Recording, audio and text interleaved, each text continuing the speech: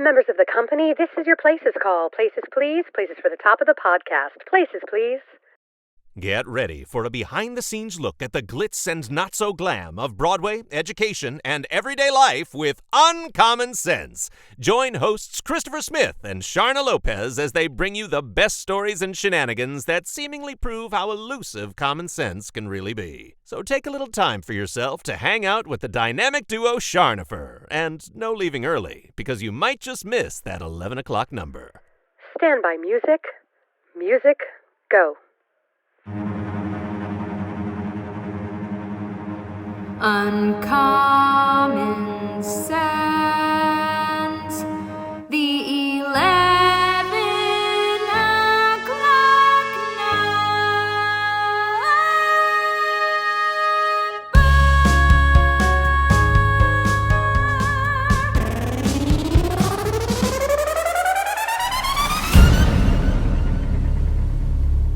And we are Charnopher.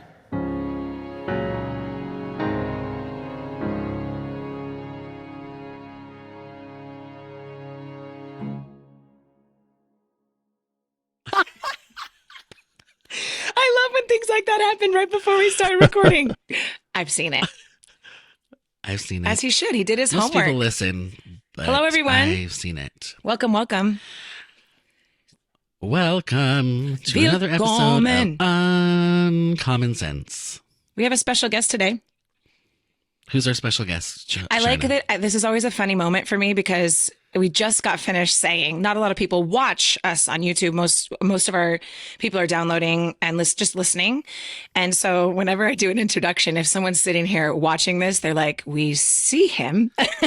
But if they're listening, it's like a fun surprise. So we have a special guest today who this was just decided yesterday that we were going to bring this amazing human on. But then I got really excited about it. Today we have the fabulous Tofer. I'm going to introduce you as Tofer Medina. Some of you may know him as Christopher Medina. but I met him as Tofer. About Christopher Medina, he spells his name different than Christopher Smith. He does. It's true. And that's why we call him Tofer. Quick background, and then we'll let Tofer talk. But I had Tofer as a student for many years at OCSA. And now, full circle, Tofer teaches at OCSA for me in my department. And he does a lot of work with us musically and done a lot of film and video editing for us. Tofer is definitely a jack of all trades and sometimes a super lifesaver when I need him at the last minute to do things for me. Save me. And then when were you two introduced? Was it Chicago or when did you guys first meet? I think Chicago. Yeah, this one we for sure worked together. We met before that, like in passing. We're like, hey, I know who you are. But yes, that was the first time when we duo pianoed it at Chicago. Yeah, that was a good time. So Tofer literally Chicago has a million talents. I absolutely love it. Tofer, do you want to tell us kind of your background in maybe the arts? I know it's super broad, but tell us kind of like a quick little Cliff's Notes journey of Tofer Medina, the fabulous. Let's see. So when I was younger, I wouldn't go anywhere near a stage or talk to people. Until I was convinced to be a bongo player in Once on This Island. Shut up. Wait, I do not know this story. Wait, I do not know this story. I'm so excited. Carry on. Yeah, so I was convinced to be a bongo player for like atmosphere because there's no bongo player in the show. No. And if we're being honest, the bongos are not like Polynesian. No. So, they just thought it would be a good choice for you? The old lady director had no idea what she was doing. She just wanted me to be on stage. Hey, I will give her props if it got you on stage. And look where you are now. It did. Yeah, and then she like slowly convinced me to like walk out and act like I'm in a storm at the beginning because there was a storm happening. And you know, she was like, "Oh my God, you're an actor," and I was Sharna's like, dying. I'm dying just because I can picture little Tofer with a bowl cut like on the stage, like it's a storm. Literally. How old were you? I was like 11. Oh, baby Tofer. Or 10. Yeah. So after that, I was like, okay, being on stage is fun, and I started acting, and then I auditioned for OCSA. I'm going to interject And real then, quick, you know, you find Tofer, OCSA? as I always do. Oh yeah, how did you find OCSA? But then I have to tell you my OCSA story, how I met you too. Sure. So, oh my God, that's going to be a fun story. We like fun stories. I was, I've been a Tahitian drummer my whole life. You didn't What? know that either? No. Okay, I'm sorry. Now we have Okay, to then I have stop another fun and, story like, for you. we asked Tofer on here, like, we want you to come on. We'll talk with you. We were all in my office yesterday just having a great time. I'm like, Tofer's got to be on. Now I'm learning things about Tofer that I did not know. I feel like I knew you so well. A Tahitian drummer.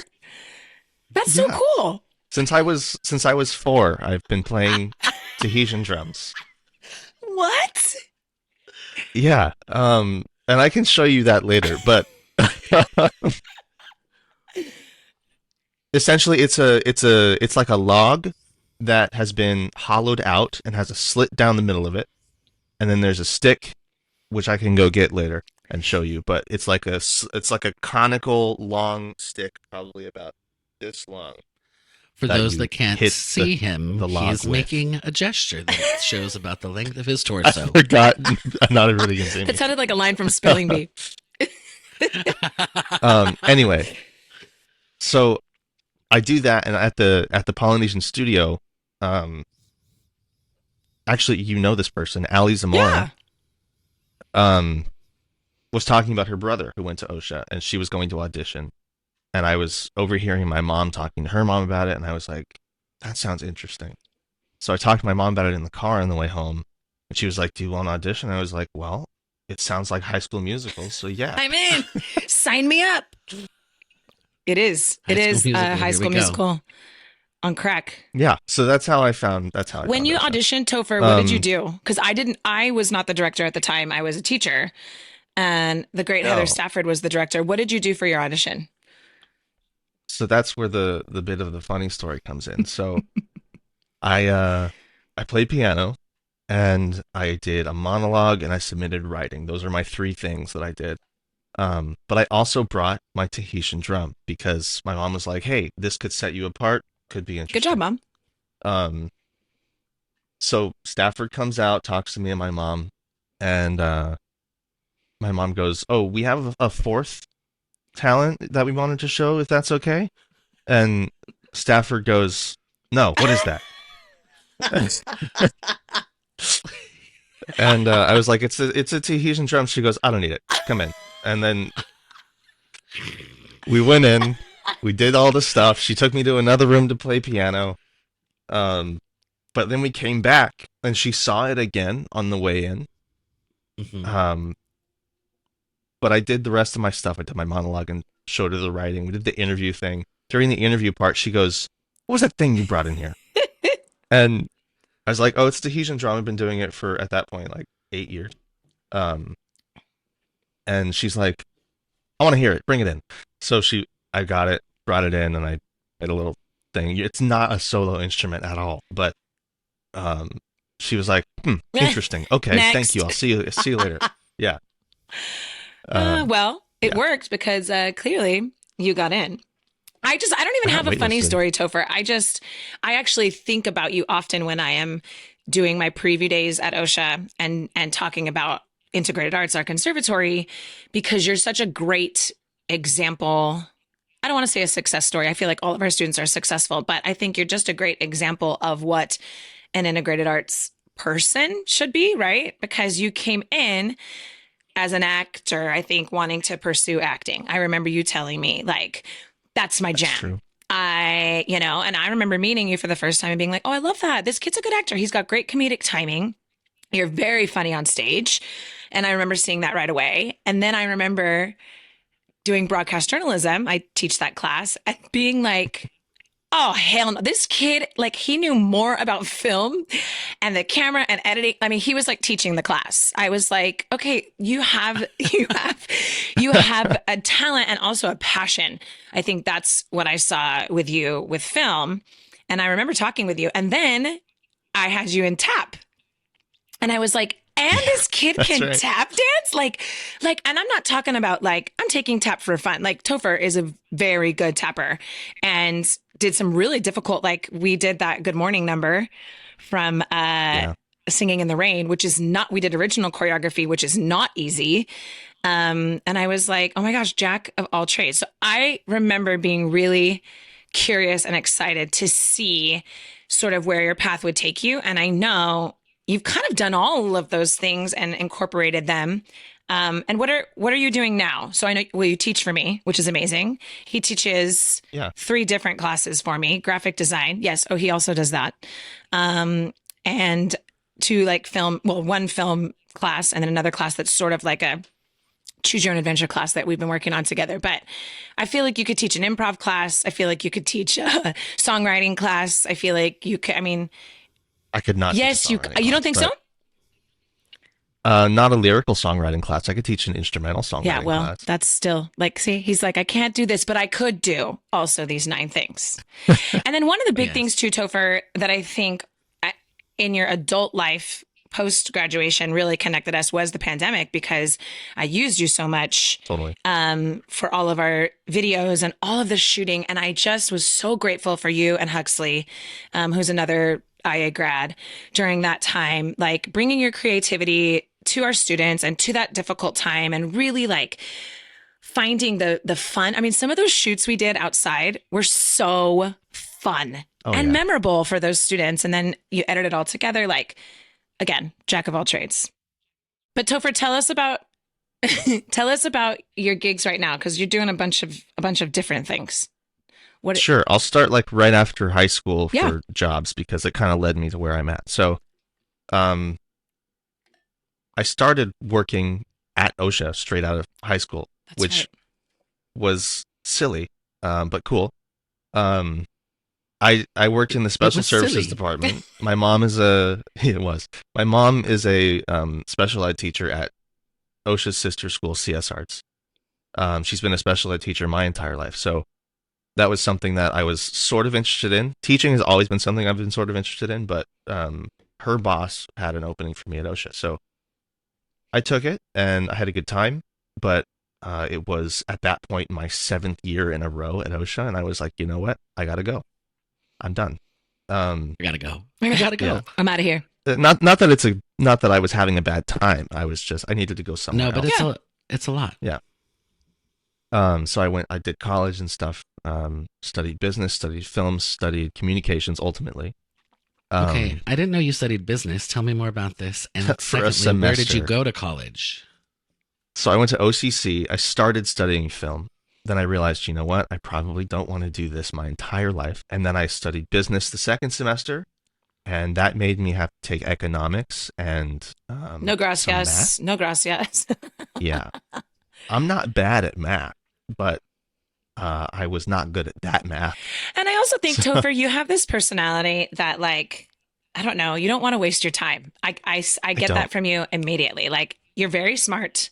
You're a hard worker. It's not about not learning, but I feel like if anything is like, I don't want to waste my time doing this. Like, I've always admired that about you. Like, you have that good understanding of yourself, you know? Thank you. I appreciate that. Yeah. Self-awareness. We did a whole episode on it.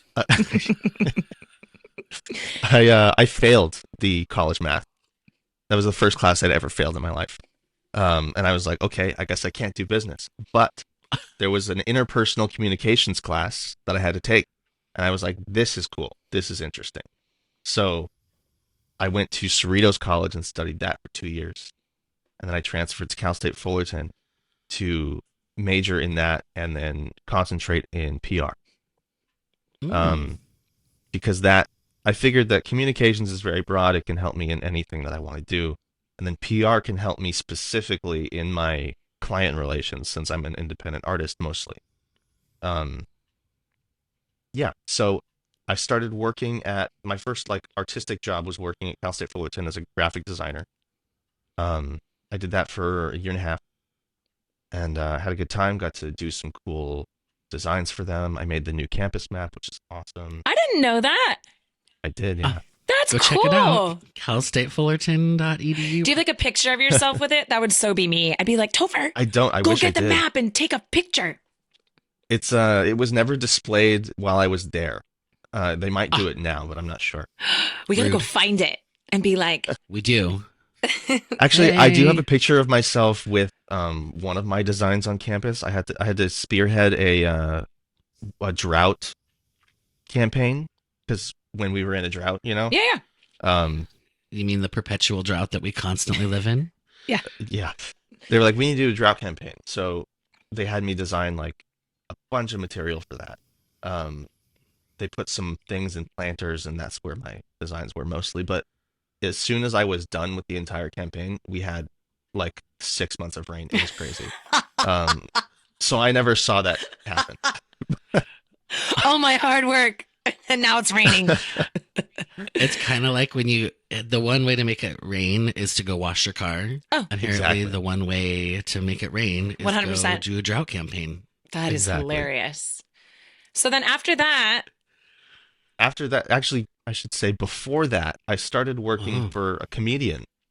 Oh, I remember His name is Morgan that. J. I started in 2021 working for him as basically just his editor. But during our interview, he saw my piano behind me, and he was like, "Hey, you play piano?" I was like, "Yeah."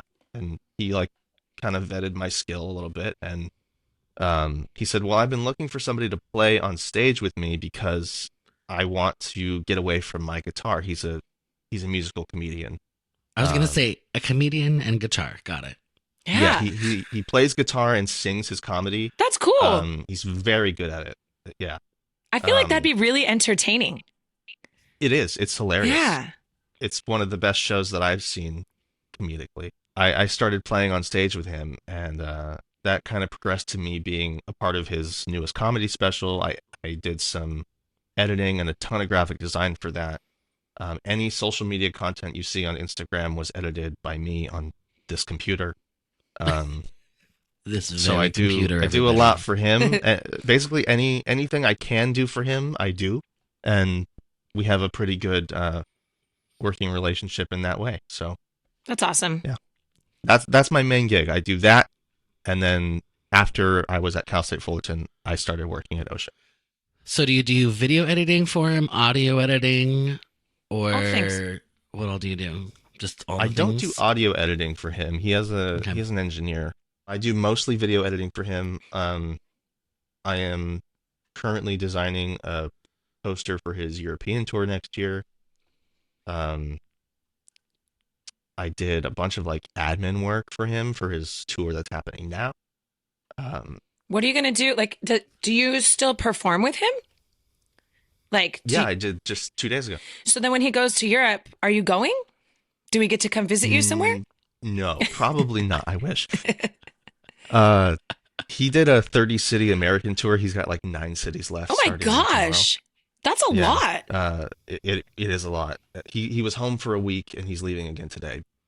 I was gonna meet him in like San Francisco, which didn't work out, and then he doesn't really.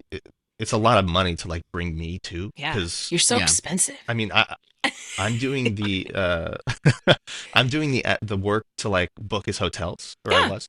And even that's expensive. So he'd have to book a hotel for me, plus his opener, plus he'd have to transport my piano, and then also feed me. So like it's a lot.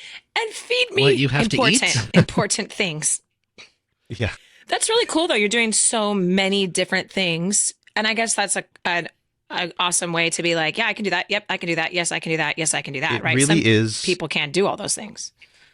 Yeah, it really is like the perfect job for me and what I've always looked for. It's like something where I don't have to just do one thing all the time. Because even as a graphic designer at Fullerton, I started getting bored. I was like, I can't keep doing this. Yeah. Isn't that interesting to think? I will share, and I think we probably all feel like this at some point. Like there are days that I drive home and I'm like, you know what? Today I would have really preferred to just be stocking a shelf at Trader Joe's. Like I would have really just preferred to have like butternut squash soup is my thing, line it up, call it a day. But really at the end of the day, like that's what makes us, well, I don't want to speak for you guys, but that's what makes me love my job, honestly. Even if it's a tough day and you're like wanting to rip your hair out, at least it's not that same mundane over and over. I remember in college, I needed extra money. And one of my girlfriends was like, hey, my dad's company, they need data entry. And at the time, it paid like $18 an hour, which in 1902 was like $1 million. And so I was like, yes. And I can type. I got in there, you guys. No, I'm not lying. It was the phone book. This was when they were trying to transfer data into like spreadsheets because we didn't have all of this on the check. I was literally typing from like AAA plumbing to the Zebra Zoology Center, whatever it may be, in a phone book for 10 hours, just entering. And I remember after the first day, I was like, I don't care how they could pay me $700 an hour. I cannot do this. I'm going to throw this computer at somebody's face. And some people thrive in that. Just sit and type. Don't bother me. Like, I not only bored, but just like not inspired, not like my brain wasn't thinking, you know? So I know there's some days like us collectively, since we are all in the same industry, want to pull our hair out, but I am grateful for that sort of flow of different things coming at you. We can have a fun teaching day, or we can have an annoying teaching day, or we can have a great rehearsal or a night of crazy editing, but like, it's helpful to have it be a little bit different. Yeah, everything's a double-edged sword for sure, because it's like when I'm ripping the remainder of my hair out, I am Christopher. Just like trying to book musicians for a show. Speaking of, like, I call Tofer and he's like, can't do it. I'm like, great. Now I got to call 5 other people and like all these other things. Don't throw Tofer under the bus, man. He's about ready to exit this interview. I really interview. felt bad. I felt so bad. Stage left. He's playing my show. I don't know what there's to say about that. She asked first. She asked first. Dang it. See, early bird gets the worm. But just like, anytime with anything, like every time there's a super stressful moment, it's like, why does this have to be so difficult? Blah, blah, blah, blah, blah. I want to be doing something else. And then you like get past that moment and 2 seconds later, you're like, but do I? Yeah. But so true. So true. And Tofer, you're younger than us and you're already starting to experience that. But I do really stop and I'm thinking like even the other day when you and I, or it was just yesterday when we were talking about like a difficult class or we had a difficult day or whatever it may be. I think I'd rather have a difficult day doing this than a difficult day, answering phones. Oh my God. Yeah. Absolutely. Yeah. I love teaching so far. It's really fun. And the kids love you. I walk out. I'm happy about that. I mean, I leave and I'm like, yeah, I had a good time. And then I think later, I got paid for having a good time. That's nice. I know. And I think that's what makes a good teacher. You know what I mean? Is like, you're going to have some of those difficult times. But people ask me constantly, like, why'd you get into teaching? And you heard my story when you were a kid, Topher, like, microphone. Shana's on the struggle bus over there. I'm not. I just hit it because I was using my hands. It's okay. See, I never wanted to be a teacher. It's all good. But then you like see the success. I'd rather see a student succeed than myself. Like when kids get it in a classroom on the stage in particular, like I have like a dance party inside my body where I'm like, yeah, it's so exciting to see somebody else succeed in a way that you did at one point and or that you're part of that. Like, oh my gosh, maybe they'll remember it, maybe they won't, but like knowing they just did that. Like Christopher, we've been there a million times when someone crushes something or you're like, we've only asked them 100 times and now they finally get it. And you're like, I can die happy. But the other side of that is you're like, I'm going to punch you in the face because I've asked you 1,000 times to do it. And why didn't you just do it like the first 12 times I asked? Which is what we were just talking about yesterday. Oh, man. Topher, what were you going to say? Sorry, Topher, go ahead. No, please. I think of the times in like my later life and early adult life where I'm doing something, but then I think back to a time at OCSA when I had a class where a teacher taught me how to do that thing, and I'm like, that was so helpful. because now I'm using that 6 years later, but like I needed it. Yeah. And I think you don't, I don't know. It's so weird because especially as you start to get older, and I kind of love that for you, this full circle moment of like we were all students, but you were a student at OCSA, and now being back, and you got to have so many of those moments like, oh, that was totally me. Or, you know, I look at kids, I'm like, you guys, I know you think I'm an old lady, but I remember being you, you know, like I can relate to you a little bit. Like, you're going to use this. You need this. Take this all in. And I think you being closer in age to them, Tofer, and some of our newer teachers that we have there now as well, I think it, I don't say it means more to them, but they feel a little more connected to you guys because you're not as grown and mature as I mean old, but I was trying to say it in a nice way. I think that it's an interesting thing too as well, because all right, that's a fun sentence, but that students sometimes think both in the same thought, we must have been born yesterday and we are ancient and born 700 years ago. Mm-hmm. And I'm like, what? That thought process. Got it. Mm-hmm. Tofer, cool. What's been the most challenging thing so far with teaching? That maybe something you didn't expect? Most challenging thing. I don't. He's like, it's not hard at all. Yeah. Hey, you can say that. What do you mean challenging? Nothing... It's honestly a little easier than I thought it was going to be. Oh, I love that. I love that. But it is hard. The hardest thing this semester is planning everything. Mm-hmm. Especially since I said, sure, I'll do 3 classes my first time. And I think too, Tofer, the good thing is like this being your first year teaching, once you've established that curriculum for a year, next year is going to be that much easier because you still have to be flexible every year, like depending on the students and the timing and whatnot. But like once that's been established, that is a ton of work that will be taken off your plate. And then it starts to become a little more secondary and easy. And then that's actually the fun part when you get to like, ooh, I've already done this, so let's mix it up or let's change this. Or these kids seem like they might like this. And you can throw some new things in there. And I think even next semester will be easier because the lessons at least will be done. Mm-hmm. I just have to figure out and think back to this semester as to what worked and what didn't. Yeah. So, yeah, that's the hardest part, just planning. That makes sense. And if you had to choose, because Sharna always likes to make people choose a favorite musical, I'm going to make you choose. I do. What's your favorite, if you had to choose one thing, and I know that the whole point is not to choose one thing, but if you had to choose one thing that you're doing right now, and you could only do that thing, which would it be? I think about this, actually. I do. Really? Yeah.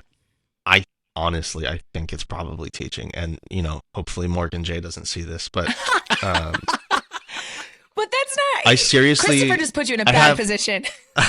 Apparently. I have moments at both jobs where I'm like, this is so good. I'm so happy I'm doing this. So, like, just the other day, I was performing with Morgan, and I was sitting there, like, watching his show, watching the audience, and feeling extremely lucky that I get to do what I do. I get to drive to LA on a Sunday night for my job and play piano for an hour and leave. Like, it's great. And then I get to go to OCSA 3 times a week and, you know, have a good time and teach kids for 2.5 hours a day. It's great. But if I had to do one, I think it'd be OCSA because it's very fulfilling. Yeah, and that's it. That's the best part of teaching. You know what I mean? I mean, clearly, anyone who's a teacher knows we don't do it for the money. And ding ding it's ding ding just ding. And I love it. I love seeing other teachers, like my own kids' teachers, who my son has 2 teachers right now, and one of them, he just like, I don't think there's anything crazy magical she's doing, but there's just something about the way that she teaches them that he's just like, Mom, I really like her. Like, she's so nice, and she's a good teacher. You know, there's something these kids are spending more time with their teachers than sometimes their family. You know, because they're at school 1 million hours a day. And I think it's so important that we've got these teachers in the classrooms who really love what they're doing and want the success of the kids, you know. I know. It is great. And then tomorrow we'll have a bad day and we'll all be like, teaching. And my favorite musical is Into the Woods. Is it really? It actually is, yeah. Oh my gosh, no pressure, Sharna. Dang. We're doing Into the Don't Woods mess right it now, up. Charnophanz. For those of you who don't know, at OCSA, Christopher just closed the prom. Congratulations, Christopher. It was a great show. Thank you. It was Topher and I so got to fun. see it. Yep, it was really lovely. How many people were in the band in the prom? You had like 16? We had 14, I believe. Yeah. Including he myself. Conducted, he played. I love Christopher. I really wish somebody would get some video of you. The calmness that like surrounds you while you conduct and play is like, I always wonder, like, did he go into a trance? I don't know. You're so focused. I'm serious. Like I would be. I've never had that comment before. I love it. I feel like it's just a trust thing too.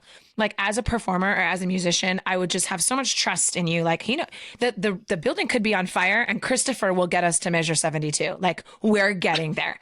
You just are so calm and take charge. And I love watching you. I love watching you in that element. But I can speak to this. yes, please do. That's true. Because When we did did Chicago, that was my first time ever playing a show.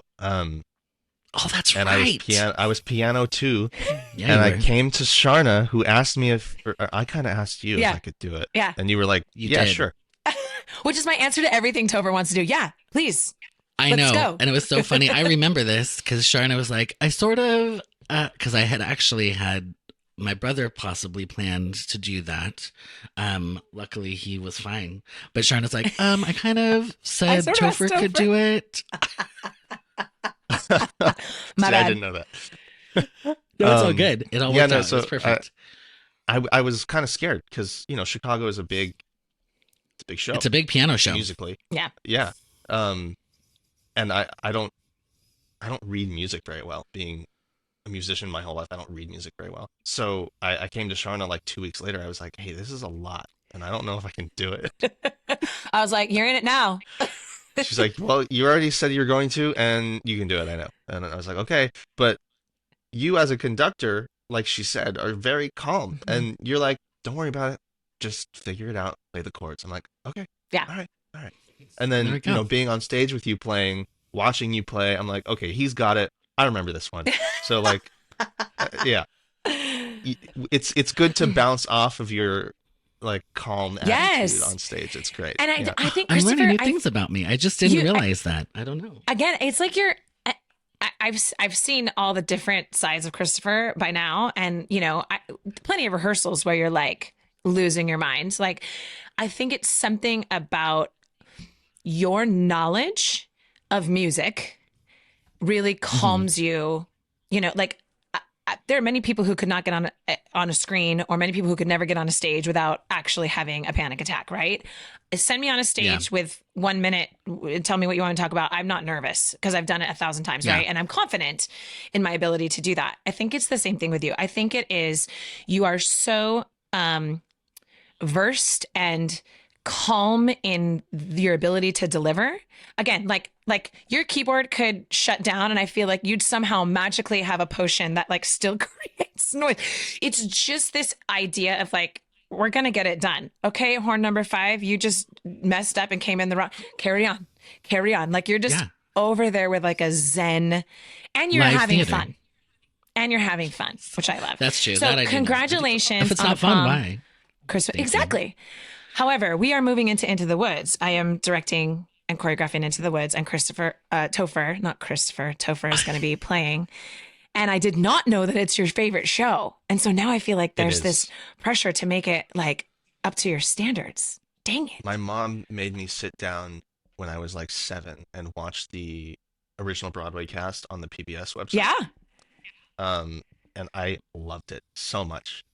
I never forgot it because every time I'd see another musical, I'd be like, wasn't like that one that I saw.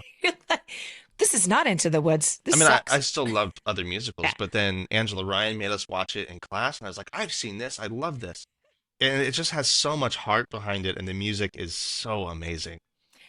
I think the music is if you are a music person, like I know a lot of people who actually don't like Into the Woods, which I'm no longer friends with them.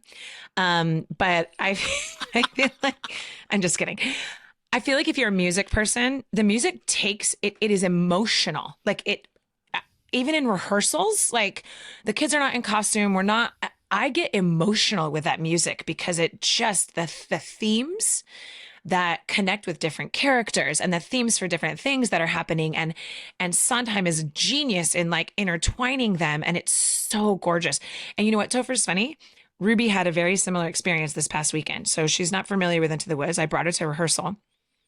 She could not stop singing it, stop talking about it. She wanted to watch the movie. She sat and watched the entire movie. I mean, it's a long movie. And then she wants to watch it again. And she's like, Mom, I love it. There's something magical, no pun intended, about the show. I totally agree. What it is, though, is the genius of Stephen Sondheim. Like, I'm connecting with this musical in a completely new way this time around. I've seen it so many times, Yeah. But now I'm studying it. I'm studying the music behind it. And, you know, I'm only playing percussion. So I'm not like seeing melodies or anything. Mm-hmm. I'm seeing percussive motifs, which is ridiculous. Yeah. Like, so cool. That's not something you see everywhere. Yeah. But then like there are some melodic lines I have in the bells or the xylophone where I'm thinking back, I'm like, wait, that's this other song, this other character, and it's connecting to this. I wonder what that connection is, and I think about it deeper, and it makes sense. Yeah, as a musician, this show is intensely good. I mean, just one of the most genius pieces of music I think that has ever been written in terms of Broadway. I Well, love it's so it too. intricate. And so Yes. interweaved and like so everything. I have found, because there's been many a time when I've been asked to do a show and I'm like, I don't know, it's fine. Because I didn't either already knew I didn't love the show, or I didn't really know the show and it didn't really appeal to me. But when you dive in and you're actually working on it, even if it's not like the greatest show ever written, there's a lot to appreciate. And when you get one of those gems where it is like genius and you get to really dive in, it's such an incredible experience. So all that to say, I think too, can you guys talk about, like, I'm not a musician. I mean, I played piano for 5 minutes when I was younger, and I can read music But you can at play a a warm-up. rudimentary level. I can play a warm up. You can. Like a queen. That's right, Christopher. For me, a thing I noticed a lot this time around, I've directed the show. I was in the show twice and I directed it once. But this time around, for some reason, it's the underscore. So the genius of underscoring in this It's my show favorite thing. is amazing. Like, it makes the scene work a million times better, because here comes the witch and she has certain music. And then if the prince enters, he has the horns. And then when it's a sad scene, and I'm just like, it's I like magic. to teach an entire unit to all people on listening to your accompaniment and the power of underscore. Have you ever, Topher, you may have you guys ever like seen those like YouTube videos where they take clips from other movies and stick random music underneath it? Yes. Yeah. And it changes entirely the feeling. Some is just ridiculous, but other times it's like, oh, that's a complete shift. It completely changes the narrative without saying anything. Yes. So it's so interesting. Music Very is so powerful. Underscoring in theater is one of the rarer things, I think, in theater. But when it's done and it's done well, it feels like the only thing I can liken it to is like a score of a film where there is underscore usually all the time. Yeah. Mm-hmm. That's what people like to feel like when they're listening to music in their life. Like, that's the underscore of what's happening right now. Specifically with Into the Woods, that's what it's doing. When you're acting Into the Woods, you're getting what your character should feel like in the music underneath you. It's fantastic. It's like supporting that. And I think the same thing, like a film score. I used to, early on in my teaching career, do an exercise where I would show like famous film clips and we'd watch it and the kids would be super into it. And then I'd take the music out. And I'm like, you guys can't even, there's no way this film could be anything without the score. Like, it's so important. And it's the same thing with Into the Woods. Like, some of those scenes would fall so flat if it didn't have the certain motifs and the different themes underneath. I would take it even further, because you said it supports what you're trying to do. And I would actually even say it helps direct what you're trying to feel. Yes. Because, yes, it does support it, but also if you're hearing a motif that you're like, oh, that was a scary thing from before, it's going to give you that uneasy feeling like, what's happening? Why is this? Why am I feeling this right now? I watched an episode, this is so random, of Smallville years ago. And there was one show that my brother was one episode, and they put like this low drone thing that I didn't even notice. But about 20 minutes, like it was running almost the whole episode, and about 15-20 minutes in, I was like, why am I so uneasy? Like, what is happening? And my brother was like, well, there's been this like eerie drone like the whole episode. I was like, what? So like, yeah. So like, so crazy. Music and sound in general is extremely powerful. No. Absolutely. I love it. All right. Well. All right. All right. You close out. You close out, Christopher. Go ahead. Oh, see, we got the Tofer and the Christopher, and it's confusing everybody. All right. Well, Tofer, thanks for joining us today. And it was so fun getting to talk about all your things and your background. And I learned so much about you that I didn't even know. Tofer, I learned stuff about you too, even though I felt like I knew you like forward and backward. Even the very first thing you said, I was like, wait, what? Time out. There's always more to learn. Well, I can't wait. And truly, thank you for taking time. We know you're super busy, but I love hearing from teachers, from former students, and just artists in general, and your take on a lot of it. So thank you. We appreciate you. Of course, a joy to be with both of you. Yeah. Thank you. All right. So like and subscribe on YouTube. Follow us on Instagram at Charnopher. Well, I can never do that one. Why am I like having a panic attack? Because it's hard. Follow Just slow down and take a breath. Follow us on Instagram at Charnopher Official. We're also on TikTok now at Charnopher Official.